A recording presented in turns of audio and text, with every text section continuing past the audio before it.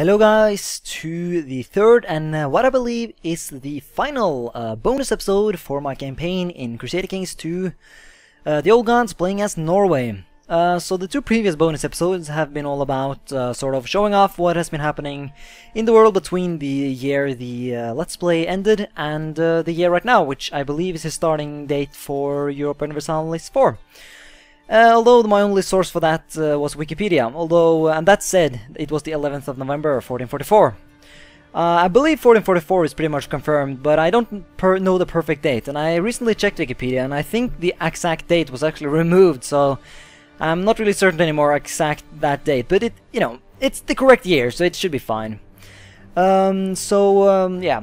So in this day, right here, I've been sort of trying to deal with the whole, because I've been getting a lot of comments on my, or not actually a lot of comments, but it seems like a big thing throughout the whole bonus episodes thing that I've been doing here has been the whole problem about me being too powerful for it to be in the challenge in Europa Universalis. Europa Universalis 4, and that's of course something that I recognize and that I want to do something about. I thought that I did enough. For example, you could see in the end of the last video that I had given independence to Lithuania and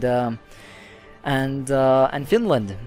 But I went ahead and I sort of just reloaded a slightly older game, and I tried to give independence to a couple of more states, because it takes some time. That's why I basically reloaded.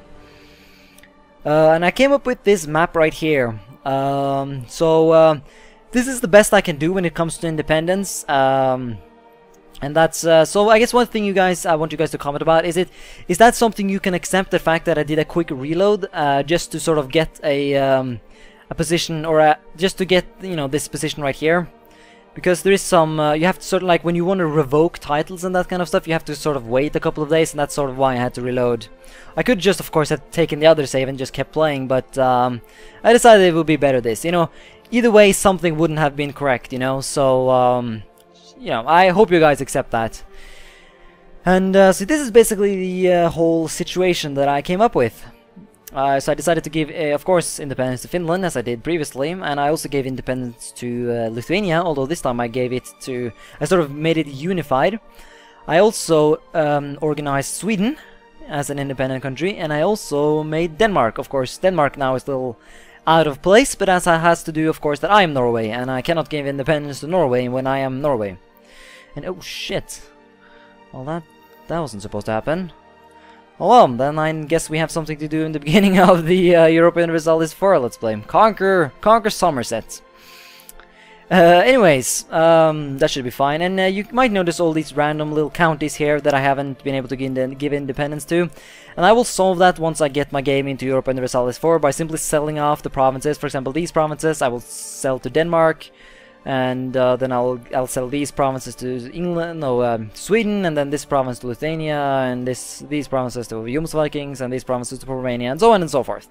Bunch of these provinces that I own here and there that I'm gonna go ahead and sell off, or not sell off really. I'm just gonna give them away, but I'm going to use the whole sell region diplomatic option, which is the thing. So that's my plan. Please leave your comments below and tell me what you think about it. If you have any suggestions or things you think I should do differently. So yeah, although that wasn't the only thing I wanted to bring up in this video, I wanted to sort of just do a sort of tour of the known world, so that I don't have to do that in the beginning of the Europa Universalis 4 Let's Play. So I'm just gonna go through the map modes and yeah, those kinds of things. Okay, so I guess we can start off with our own kingdom, which is right here. So my plan is basically I want to keep the British Isles, and I want to keep this little coastline here. I also want to keep my colony here in Northern Africa, and I'm thinking about keeping this. It all depends on how this colony here comes out, and then I'm going to give away this as well. So that's basically how my kingdom is, and I'm of course going to keep these islands up here as well. No reason to give them away. So that's that. So moving on, I guess we can take a look at some of the interesting things that have happened in this game. Some of the things that I might think is going to be interesting. For example, I'm really looking forward to see what the vikings are going to come up with when I convert to save game, because they're going to most likely become a because they are a religious order in the same way that the Teutonic Order is. Only they are a Norse holy order. So yeah, I'm really looking forward to see how that's all going to turn out. Hopefully it's going to be cool. So I guess in this little game here, we can see that the world is sort of divided into sort of the Norse kingdoms, which is, you know, me, Denmark, Sweden, Finland, Gardariki, Kunungarder, Lithuania, and Jomsvikings. Those are sort of the Norse factions, and then we have the Muslims, the Timurids, the Shia Caliphate, and a bunch of these miners. And then there's the Catholic world, which is basically the sort of the mess that used to be the Byzantine Empire, and of course Francia. And that's pretty much it. So why don't we go through the maps? So that's not interesting. Let's take a look at the religious map mode. No, I quickly wanted to just note this. I know I've noted this a billion times before, but I really can't get over it. The fact that the Swiss band actually owns a that not only do they own land, but that they became a trade republic. So I'm really looking forward to see what is going to happen with the Swiss band. Are they going to just be renamed to Switzerland, or are they actually going to be called Swiss band? So if they conquer stuff, it's going to say Swiss band on the map. I really don't know. I'm really looking forward to see how that all turns out. So yeah, and other than that, I don't think there's too much other things to note that you guys don't already know. Although there's one thing though that really I'm confused about, and that is the fact that I was watching a live stream on where they discussed basically the whole the save game converter, Paradox live stream that is, and they got a question where they asked if does wars sort of go from Crusader Kings over to the next game? So let's say if I was at war with the Pomeranians, would that war translate into European Versailles? And they said that it doesn't. So my question then is, what is going to happen to situations such as here in the Timurids? You might look at this and think it's kind of messy, but the only reason for that is because it's a civil war going on. You can see a bunch of these factions are... Okay, this one is actually recognized as an independent faction, and this one as well. Yeah, look at that. Okay. Because this was actually a civil war, but I guess they actually won the civil war then. Okay, cool. I like it. So that's going to be interesting. A Mongol Shia Georgia, who's not located in Georgia, or kind of actually, it's over there as well. But anyways, let's see. What's the situation in the Shia Caliphate? Defending against Emir. Defending... No, that doesn't make much sense. This guy. Usama's claim on the rim. Yeah, this is pretty much a civil war at this point. Let's click on the Caliph. Yeah, there we go. Yeah, so there's some civil wars. You can see a bunch of these states here. They used to be a part of the Caliphate, but they have become independent. So I'm wondering, like, if, for example, if my realm were to split up into a civil war, for example, I don't know, like Prince Derpy Derp for Ireland, if a bunch of people revolted because of that, and then I converted the game, would that make all those guys independent from me?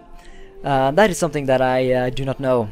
I wonder what's going to happen to that, because it's kind of sad. Because I mean, the Shia Caliphate as well as the Timurids, they used to be really firmly unified, and you know, their borders were very clean and good looking. But now they're kind of messy and stuff. So yeah, I'm looking forward to seeing how that all turns out.